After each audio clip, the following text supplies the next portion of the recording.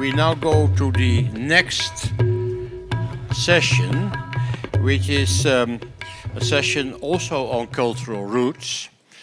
Professor Dominique Vanneste. Can I invite you to take the floor? Do you have a PowerPoint? Yes, please.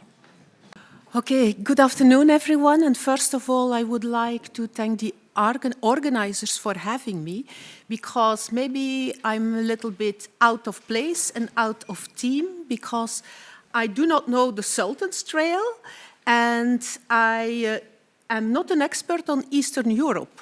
So what am I doing here? Well, there is one thing maybe that links me with the conference, and that is the fact of the routes, the trails. And tourism, although tourism as a concept hasn't been used too much yet up to now, but of course tourism is a wonderful way of capitalizing on what you have along a trail. So let's think over a little bit, what is a trail really? I will not go too much into definitions, but if you look at some of the definitions, linking is always a context that, or a concept that comes back. Bundling, putting things together. And not only material things, but you put people together in collaboration. It's a material translation of a network. And a network is not only a physical network, it is a producer's network. It is a consumer's network, if you think about tourists. It can be a development tool. I want to exist on can be, because if we saw the previous examples, of course, it's clear that the people who are talking about their marvelous experiences are pioneers. This is not the common people cycling bits or pieces of a road. Of course, to have a development tool, and a trail being a development tool, you need a minimum basis, a minimum number of people going through it, but it's a possibility if you plan it. And so it's a specific opportunity to link demand and supply. And I know that it sounds very economical, but on the other hand, if you think about a trail in terms of a development tool, it's also about fostering local economy in a sustainable way, of course. I would like, and I'm going not too much into detail on this graph, but it expresses what we mean by networking. In fact, the several dots that you see, for example, here on the banner, these are elements of interest. Big interest, if you have the places on the banner, for example, linked with pictures, probably they are that powerful to be a destination on their own. But there might small things as well, and then can they be a destination on their own? Maybe they should be connected, but it's not because you are near to each other that you are connected in a network. If you think about connecting physical connections, this means also that maybe these people in the different nodes, because we tend, I'm a geographer, so we tend to look at this kind of graphs as really a network. We can calculate, we can analyze in even a mathematical way. So if you connect and direct the links, first of all, you create transactions among the demand, among the producers of tourism products. You link connections, social connections between individuals. And at the end, you create a cooperative network that, where producers and consumers, again, I know it's very nasty to talk here about consumers, but after all, if you think of a trail, of a network as a development tool, what are tourists? they consume, which means they feed the local economy. And it's very interesting to see that such a network, and in fact the trail is a linear network, that such a trail can influence flows of collaboration between producers in tourism and flows of tourists going from the one place to the other place. First of all, spending, but not only spending, because just a minute ago we talked about meeting places. So flows mean also that you kind of create the circumstances for people to meet. And by the way, if we are talking about cultural roots, one of the aims of the European Union to create them is to foster citizenship. So to foster this kind of encounters, exchange of ideas, exchange of stories. Now, why going into a network and not the individual sites? Well, in many cases, it's because the individual sites are not powerful enough to develop into a destination at their own.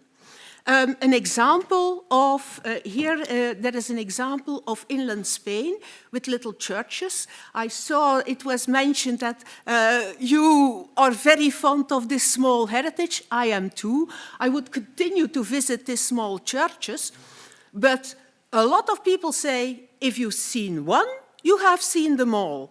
So there is a difference. We are kind of quite a selective public here, I think, but the main tourist says like, okay, we cannot go to this kind of places just to visit that little church. There isn't enough there.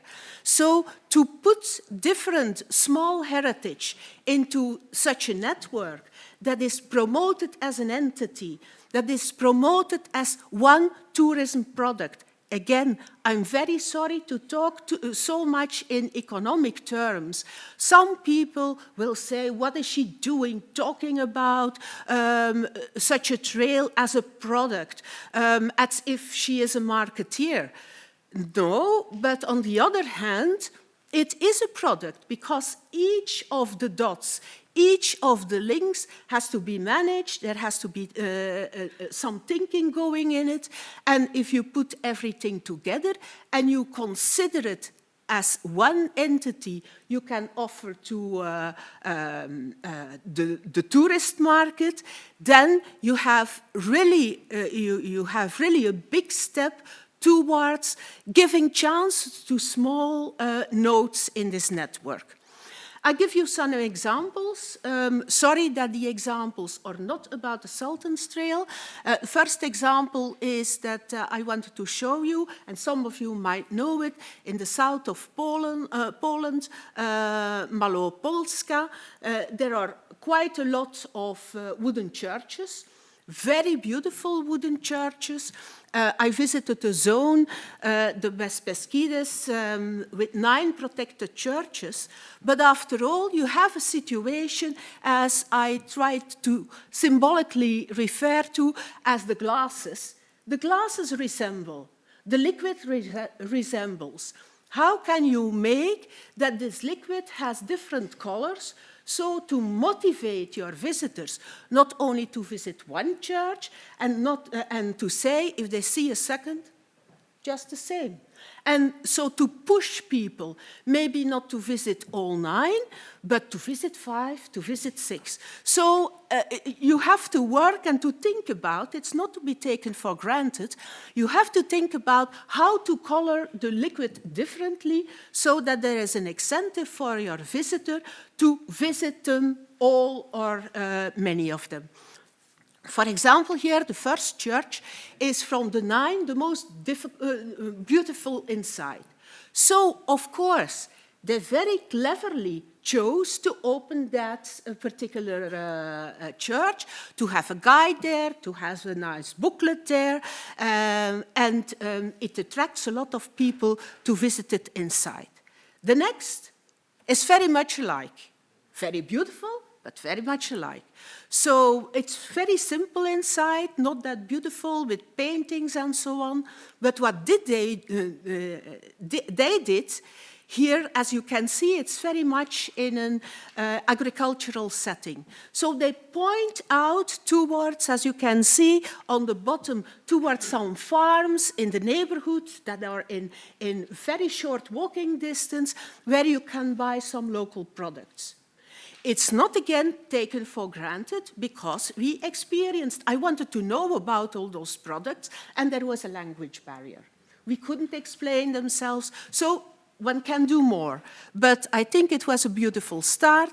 And a last one I want to present here is, again, another focus. Again, you have at the top left the church at, and the top right, the church at the back. But there one is focusing on the fact that it is a very good example of a green village. In Dutch, we know that, the Driesdorpen, with the brink, with the Dries, Angerdorfer in German.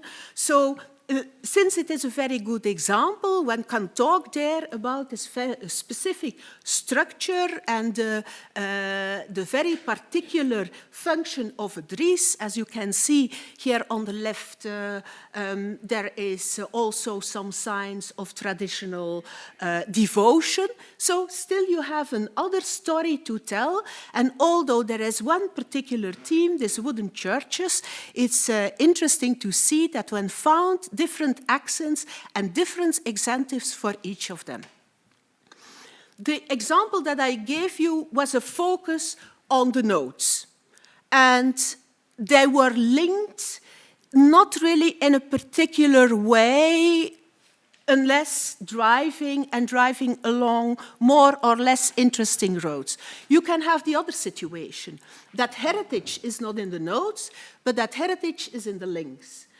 Therefore, this example of the historical local roads in Flanders, as you can see on the top, the two pictures, these historical roads exist to some extent.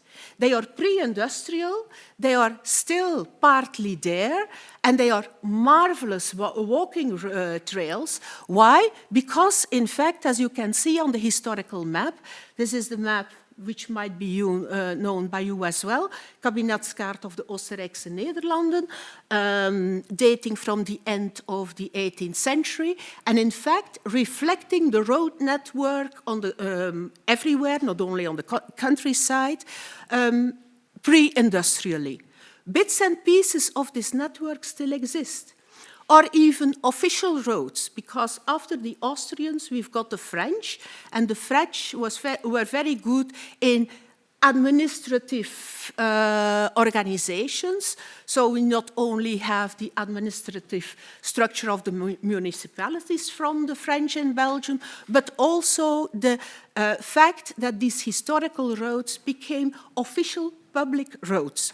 So they still exist to some extent, and you can create marvelous trails out of it, going through, per definition, historical landscapes, passing by, per definition, very old small heritage, like chapels, farms, and so on. So very interesting.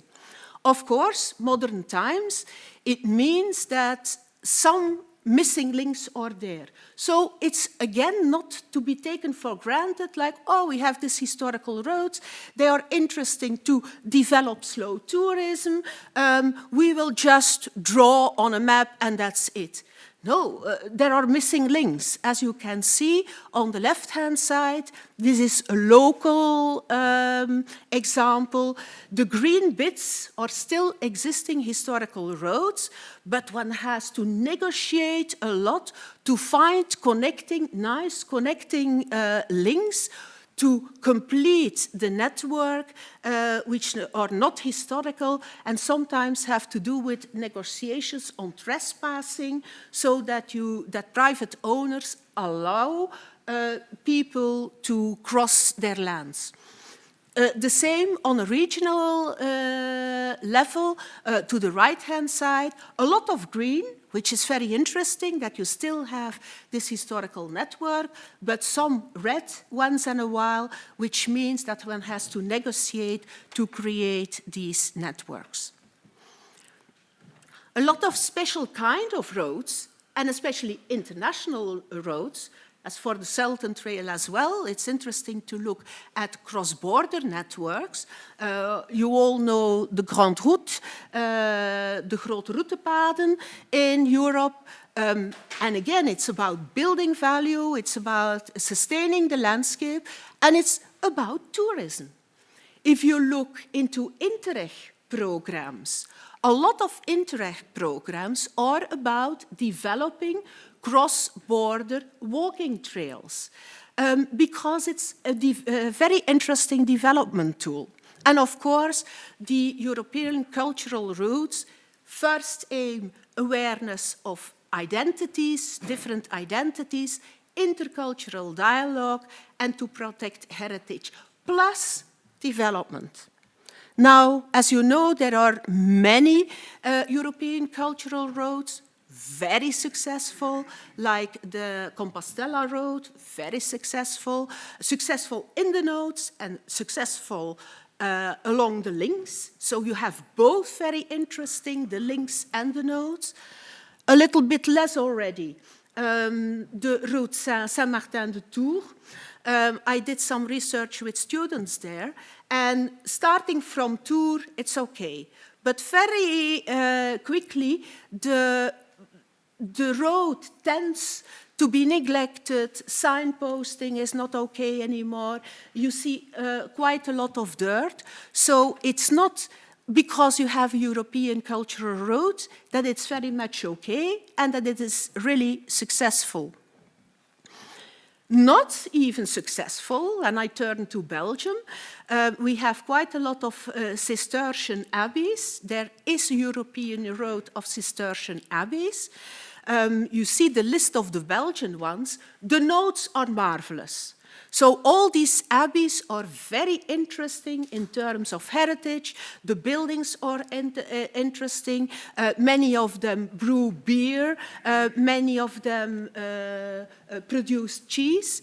But the trail, the links, are not well defined. We saw some signposting that was almost not visible. We asked the cafe next to signposting saying, do you know that you are on a Cistercian road? And they said, Cistercian what?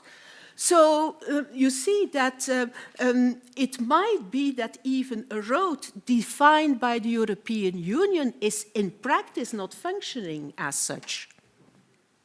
So I will be short on this. It's about planning. It's not to be taken for granted. And if you want it to be a development tool, if you want to attract more users, then accessibility is very important. The promotion and public awareness is very important. And also the fact that the local communities link this trail with their own local development and local economy. So planning, what planning? Collection of data. This morning we had a marvelous example how important it is to look into what you have, an inventory of existing nodes, existing links. Also the terrain. We just had a remark like, it was not so hilly, it was not so steep, but not everyone cycles to Mongolia and has the capacity to do so. There are people who want to do that and their condition is not that good, so the conditions of the terrain has to be taken into account. 3 more minutes. Okay. And setting up a corridor physically, amenities. This morning there was a question about monasteries offering accommodation in Spain, but not offering accommodation in West Serbia. This has to be negotiated because it might be important to offer accommodation. Steepness, difficulty, and so on. And the cost benefits, the feasibility of the road should really be analyzed. So some critical elements are volunteers. We started this morning by saying this association is a volunteer association. It's so important to make it work.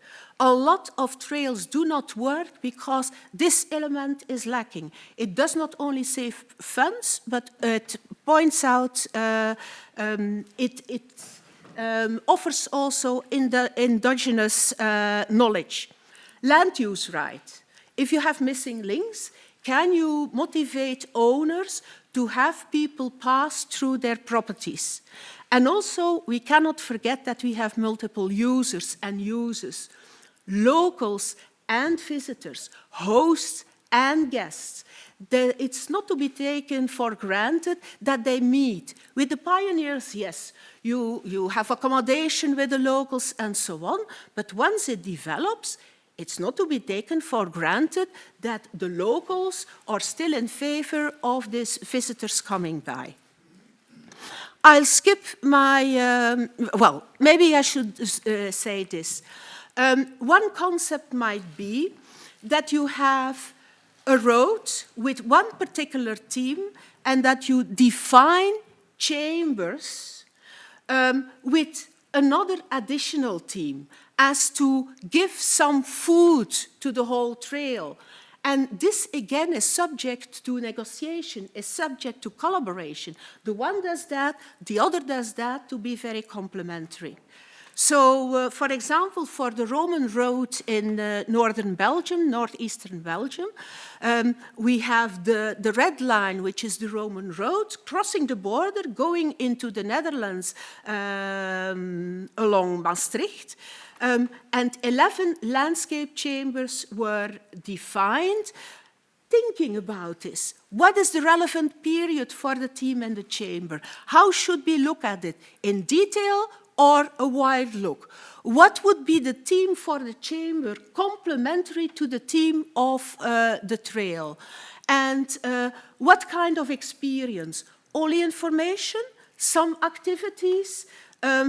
These are the elements that differ chambers and are subject of negotiation and collaboration among the trail. I'll skip all this. Stories, the intangible. Of course, very important to complement the tangible, not only the apps, but also representations of virtual reality and some particular small new architectural design. And so this is my conclusion. Trails are more than a line. You need planning and management. A non-profit organization is the ideal organization to manage because you do not have particular people with a personal agenda there. And a committee of citizens deciding, coherence of a team, eventually one longitudinal team along the trail, connected with individual teams for the chambers. And it stands with collaboration, it stands with partnerships, it stands with involving key players. Thank you very much.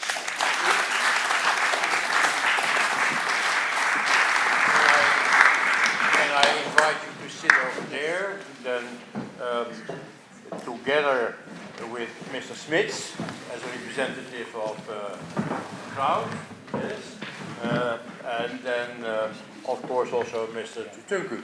Yeah? Very briefly, 3 questions. I have many, but I'm not going to pose them. Yeah? Please.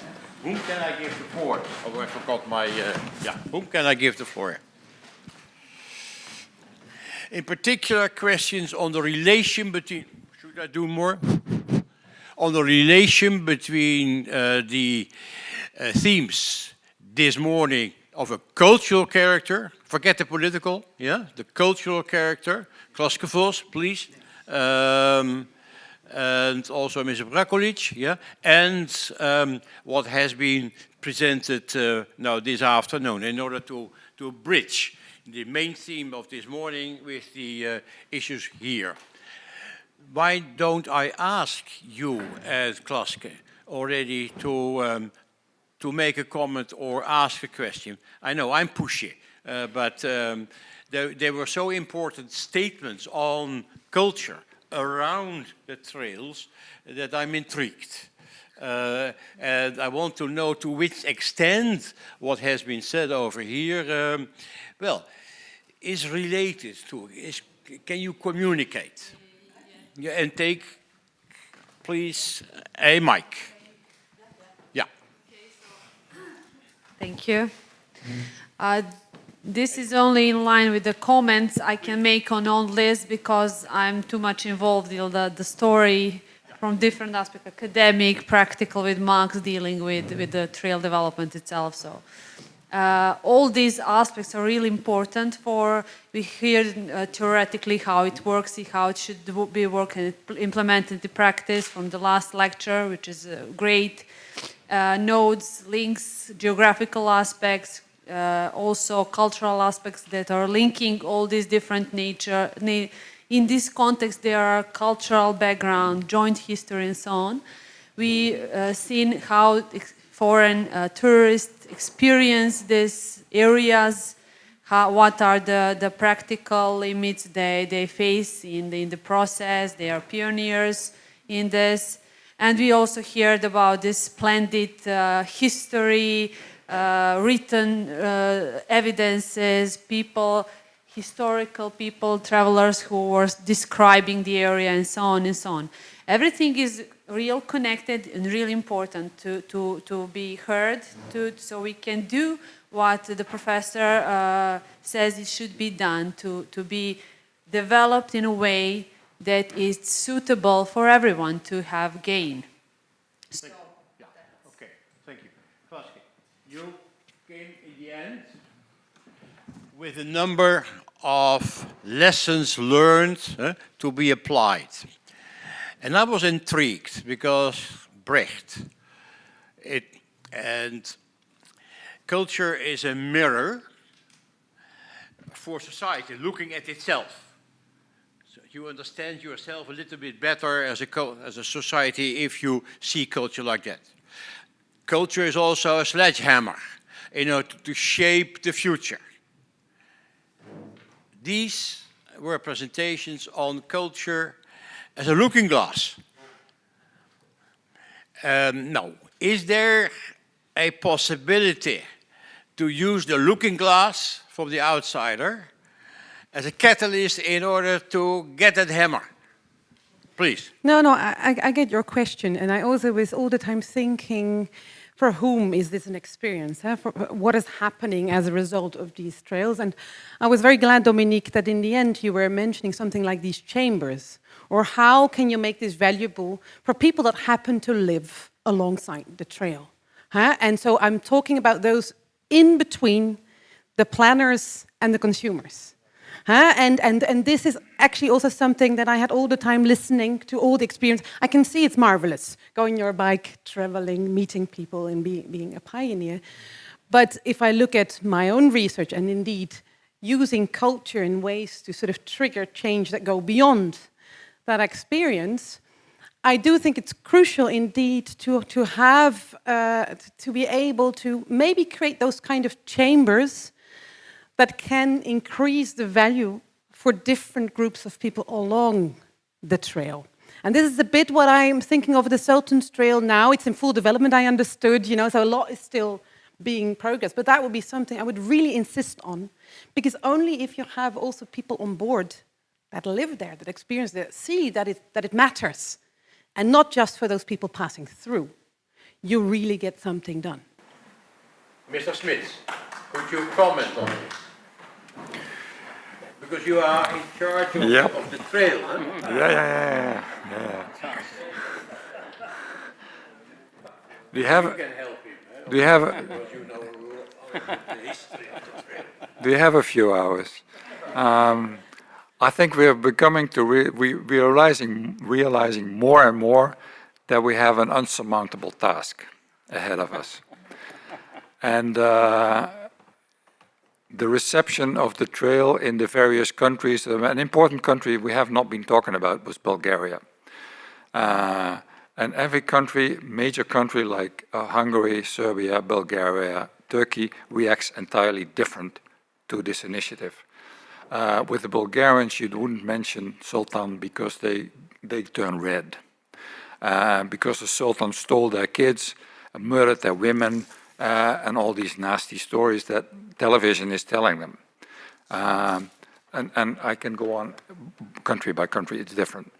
And that also is important for the support and that we get from each country. The Hungarians will tell you, you don't tell them anything about hiking culture because they have a splendid hiking culture, good trails, good accommodations, everything. Who are you to come and tell them you want to introduce Western Europeans hiking? Why didn't they come before? You told them. The Serbians will say, marvelous idea, when can we get going? And the Bulgarians will say, huh? No.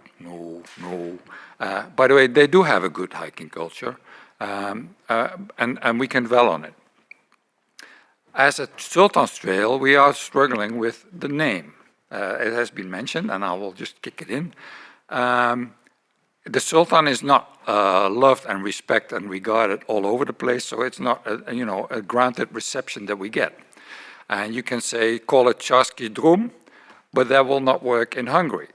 The Sultanstrail covers, we have to limit ourselves geographically. So we limited ourselves to the area between Vienna and Istanbul with a shared history with the Sultan. So that is it. Now, how are we going to present it? At first, we said, yeah, that's good, Sultanstrail armies, are we going backwards, it's peace, and all this kind of shit. The Sultanstrail is not following an army route because armies have different requirements. As hikers, we followed the route of the ambassadors, but that's not very sexy. And they follow the rivers. We do too. And rivers are not very interesting as an itinerary. They're kind of dull, particularly these days with the canals. You know, the Danube is all regulated. It's straight dikes with asphalt on it. You don't want to walk. It's incredibly boring. So we have to get off. But we don't go into the hills and the mountains and the beautiful nature where the Grande Randonnée go. That's their objectives. We need to go to Istanbul because we are through hiking trail. We want to get somewhere. That is the experience that we have. Conclusion. We need to do what Klaske has told us, and when we came to that conclusion yesterday, also when we prepared a cost proposal, we need to reconciliation and peace is an important element in presenting the trail because that's not offending anyone. And the way to do it is playfulness, is by undertaking art or cultural projects that stimulate discussion and expression. How we do that, we don't know yet. So if you have any good ideas, please help us. As a planner, you could perhaps answer that question. How you do it, he doesn't know yet. You are a professional. Related also, of course, to the difference between the planner and the consumer, because you are discussing all the people in between. I could have an easy answer saying there isn't any one-fits-all model or solution. But first thing is I'm convinced that a lot of solutions come from bottom-up. Talk to people and see what they suggest and how they see their heritage and their unique selling propositions. Again, to use a economic term. But another thing is, and you were referring also to this touchy elements and heritage that is a little bit discussed about. First of all, tourism is safe. If you have politics or so, then already the differences are bring people into a position that they want to defend their own point of view. But sports, a lot of international agreements about countries, for example, came in with sports negotiations, but also tourism is very interesting because tourism is seen as safe and not dangerous. So negotiations and getting to know each other and seeing that differences are not that big as one could imagine, that the dangerous other side of the border is not dangerous at all. And so that people are not saying in the first place, be aware of what happens on the other side of the border, so that they leave that out. Tourism and tourism negotiation on cross-border developments is very important to create citizenship, after all. If it is safe, does it work out then in practice? Or is it just a cloak? It works out in practice, although one has to not to think that you can create such a thing overnight. It takes a lot of negotiations. It takes a lot of a neutral party that brings the stakeholders around the table. May I maybe add one thing on touchy heritage? I'm referring to war heritage at the very east of Flanders in the front zone of World War I. It's all about World War I. What do we have as heritage? Monuments and cemeteries, big and small ones. But one divided the area into story zones, and also the story about the German army was not neglected, but is there. One was not avoiding the touchy things. Mr. Smits said something about, in the end, spoke about reconciliation. As is the book on the heritage, because you're speaking about, you're writing about the heritage. Could it also contribute to reconciliation between East and West? Yes. Thank you. Because I think yes, to be straight, because what we have here is we have the government or the politicians, the Bulgarian government, and the locals. But the locals, they are not afraid to call this Sultanstrail, or because it's about their local history, what's going on there. And you must not be struck at this moment, because some years ago, 15 years ago, there was all the roads were blocked by borders and other kinds of things, and now it's open.